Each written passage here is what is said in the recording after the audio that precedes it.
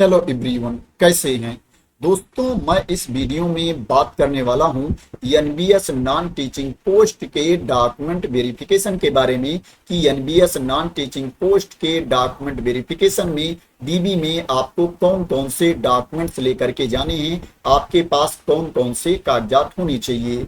दोस्तों, जैसा कि आप जानते हैं एनबीएस नॉन टीचिंग पोस्ट पर भर्ती आई, उसके बाद इसके जितने भी प्रोसेस थे दोस्तों, उसमें अभ्यर्थी बहुत ही ज्यादा परेशान हो गए। इस भर्ती प्रक्रिया ने कैंडिडेट को बहुत ही ज्यादा परेशान कर दिया।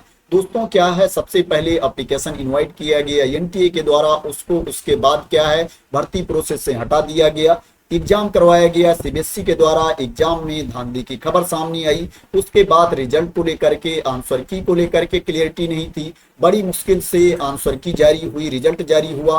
कुछ अभ्यर्थियों का अभी तक रिजल्ट नहीं जारी हुआ। दोस्तों, अब कैंडिडेट को डॉक्यूमेंट वेरिफिकेशन के लिए, स्किल टेस्ट के लिए, ट्रेड टेस्ट के लिए बुलाया गया है। दोस्तों, कुछ कैंडिडेट का स्किल टेस्ट, ट्रेड टेस्ट हो भी गया है। दोस्तों, जिनको क्या है, क्लियरिटी नहीं है डॉक्यूमेंट्स को लेकर के, दोस्तों उनके लिए ये वीडियो काफी इंपॉर्टेंट रहने वाली है। क्योंकि दोस्तों, ऐसा ना हो कागजात की वजह से, डॉक्यूमेंट की वजह से लास्ट स्टेज में आकर के आपके लिए परेशानी हो जाए और आपका कैंडिडेचर कैंसिल हो जाए। तो दोस्तों, इसलिए इस वीडियो को आप लोग स्टार्टिंग से लेकर के लास्ट तक जरूर देखना, जिससे क्या है, आपको पूरी क्लियरिटी मिल सके डॉक्यूमेंट्स के बारे में।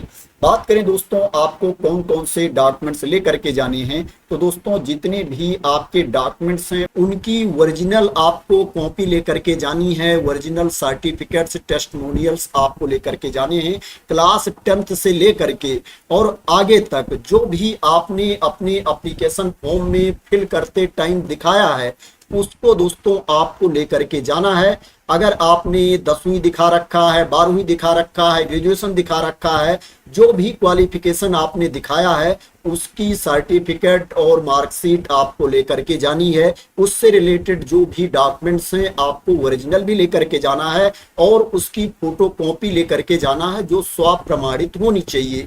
दोस्तों, अगर आपको अनुभव है, आपने एक्सपीरियंस दिखाया है, तो क्या है, आपको अनुभव सर्टिफिकेट भी लेकर के जाना है, एक्सपीरियंस सर्टिफिकेट भी लेकर के जाना है और ओरिजिनल लेकर के जाना है। दोस्तों, यहां पर लिखा हुआ है, आप लोग इसको रीड कर लीजिए। दोस्तों, अगर आपके पास कोई मार्कशीट ऐसी है जिसमें क्या है, विषय नहीं दिखाया गया है, सब्जेक्ट नहीं दिखाया गया है, उसकी जगह पर कोड दिया गया है, तो दोस्तों उसका भी प्रूफ आपको लेकर के जाना है। उसका भी कागजात आपको बनवा करके लेकर के जाना है कि जो कोड दिखाया गया है वो किस विषय का है। यहां पर मेंशन किया गया। दोस्तों, आप इसको भी रीड कर सकते हो कि अगर कोड दिया गया है तो उसके लिए आपको सर्टिफिकेट लेकर के जाना है या कोई डॉक्यूमेंट्स लेकर के जाना है जिसमें साफ साफ अंकित हो कि वो जो कोड दिया गया है वो किस विषय का कोड है।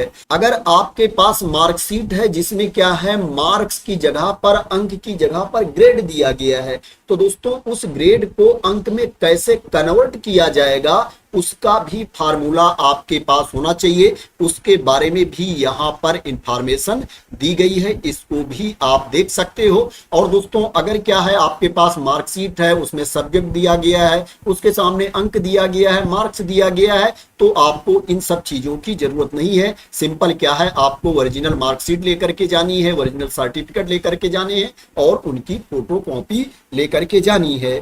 मार्कशीट, सर्टिफिकेट, टेस्टिमोनियल्स के अलावा आपको आइडेंटिटी प्रूफ भी साथ में लेकर के जाना है।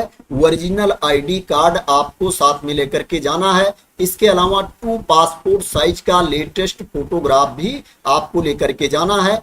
2 फोटोग्राफ ही दोस्तों आप लोग लेकर के ना जाना, यहाँ पर 2 बताया गया है, आप 2 से ज्यादा लेकर के जाना। अगर कहीं जरूरत पड़ गई तो आप इधर उधर भटकोगे कहाँ, इसलिए आप 2 से ज्यादा फोटोग्राफ लेकर के जाना। यहाँ पर बताया गया है कि 2 लेटेस्ट पासपोर्ट साइज का फोटोग्राफ आपके पास होना चाहिए।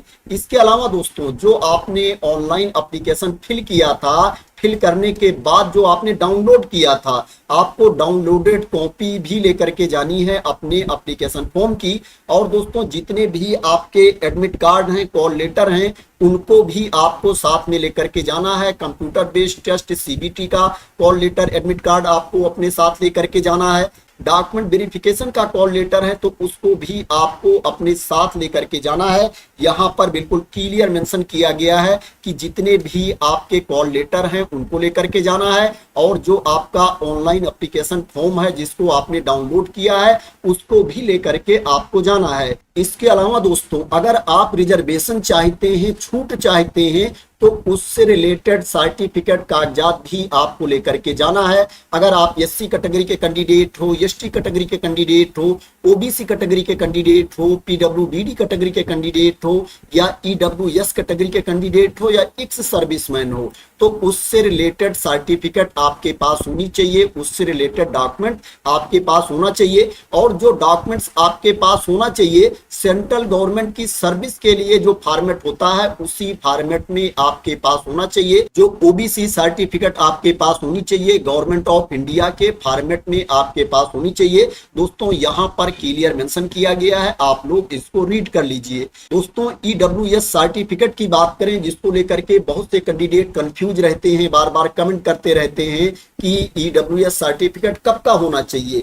तो दोस्तों जो आपका ईडब्ल्यूएस सर्टिफिकेट होना चाहिए दोस्तों 2024 के लिए वैलिड होना चाहिए। यहाँ पर क्लियर मेंशन है, आप इसको देख सकते हो, it should be valid for year 2024। 2024 के लिए आपकी ईडब्ल्यूएस सर्टिफिकेट वैलिड होनी चाहिए। और दोस्तों अगर आप कहीं पर नौकरी कर रहे हैं, कहीं पर जॉब कर रहे हैं, तो दोस्तों उसके लिए क्या है, नो ऑब्जेक्शन सर्टिफिकेट भी आपके पास होनी चाहिए, एनओसी भी आपके पास होनी चाहिए। दोस्तों इसमें जो भी एलिजिबिलिटी चेक की जाएगी, जो भी क्वालिफिकेशन आपके पास होना चाहिए, जो कट ऑफ डेट है दोस्तों उसी के अकॉर्डिंग चेक किया जाएगा। कट ऑफ डेट के अंदर क्या है, आपका जो क्वालिफिकेशन है वो आपको क्वालिफाई होना चाहिए, जो भी आपके पास योग्यता है वो कंप्लीट होनी चाहिए। दोस्तों ओबीसी सर्टिफिकेट भी जो आपकी बनी होनी चाहिए, जो कट ऑफ डेट है उसके 6 महीने के पहले की नहीं होनी चाहिए। यहाँ पर क्लियर मेंशन किया गया है, आप इसको देख सकते हो कि कट ऑफ डेट के 6 महीने के पहले की नहीं बनी होनी चाहिए। दोस्तों कट ऑफ डेट के बारे में आप लोगों को ऑलरेडी पता होगा। दोस्तों जो एप्लीकेशन की लास्ट डेट थी वो कट ऑफ डेट थी। दोस्तों कट ऑफ डेट को लेकर के भी बहुत लोग कंफ्यूज हो सकते हैं, क्योंकि जो एप्लीकेशन की लास्ट डेट थी उसको आगे भी बढ़ाया गया था। दोस्तों जो डेट आगे बढ़ाई गई थी एप्लीकेशन की उसको कट ऑफ डेट नहीं माना जाएगा। जो पहली बार एप्लीकेशन की लास्ट डेट थी दोस्तों उसको कट ऑफ डेट माना जाएगा। एप्लीकेशन की लास्ट डेट क्या थी उसको भी दोस्तों मैं आप लोगों को बता देता हूं, क्योंकि मैं आप लोगों को बिल्कुल क्लियर इंफॉर्मेशन इसमें दूंगा, एग्जैक्ट डेट दोस्तों आप लोगों को बताऊंगा। दोस्तों जो कट ऑफ डेट थी वो 30 अप्रैल 2024 थी। 30 अप्रैल 2024 को आधार मान करके आपकी एलिजिबिलिटी चेक की जाएगी। जो एजुकेशनल क्वालिफिकेशन है, एज लिमिट है या अदर रिक्वायरमेंट है, वो 30 अप्रैल 2024 के डेट के बेसिस पर चेक की जाएगी। तो दोस्तों आशा करते हैं कि आपको क्लियरिटी मिल गई होगी कि आपको कौन कौन से डॉक्यूमेंट्स लेकर के जाने हैं। दोस्तों अगर ये वीडियो आपको पसंद आई है तो इसको लाइक कर देना, शेयर कर देना, जिससे क्या है दूसरे लोगों को भी क्लियरिटी मिल सके, दूसरे लोगों को भी बेनिफिट मिल सके। और दोस्तों इसी तरह की इंपॉर्टेंट अपडेट के लिए, इंफॉर्मेशन के लिए, वैकेंसी के न्यूज के लिए दोस्तों आप लोग मेरे चैनल को सब्सक्राइब कर लेना, अगर अभी तक सब्सक्राइब ना किया हो तो। थैंक यू सो मच दोस्तों फॉर वॉचिंग।